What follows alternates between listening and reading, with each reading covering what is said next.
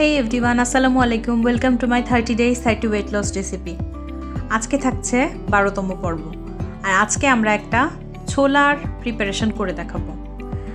এটা খুবই সহজ, আর আমি যেহেতু আগেও একটা ছোলার প্রিপারেশন করেছিলাম, তো তাই ভাবলাম একটু ডিফারেন্ট ওয়েতে কীভাবে আপনারা ছোলা খেতে পারেন এই রোজায় তারই একটা ভিডিও করা যাক। তো আমি এখানে সেদ্ধ করা ছোলা, যেটা আমি ফ্রিজে রেখে দিয়েছিলাম, সেটা আমি একেবারেই অল্প তেলে সর্টে করে নিব। সর্টে করার জন্য আমি শুধু অল্প লবণ আর শুকনা মরিচের গুঁড়া দিয়েছি। এটা আমি একেবারেই বেশি ভাজা ভাজা করব না, অল্প যখন রঙটা চেঞ্জ হয়ে আসবে তখন আমি এটা তুলে নেব।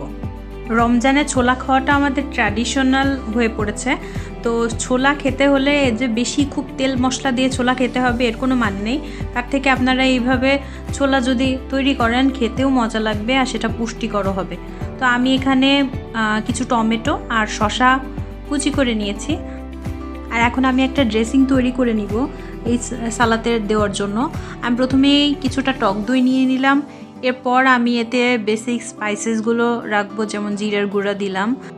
এবার দেব কিছুটা চিলি ফ্লেক্স, অরিগ্যানো, একটু লবণ, তারপর লেবুর রস। আপনারা চাইলে অল্প একটু মধু অ্যাড করতে পারেন, সেক্ষেত্রে আলাদা একটা মাত্রা অ্যাড করবে এই সালাদের ড্রেসিংয়ে।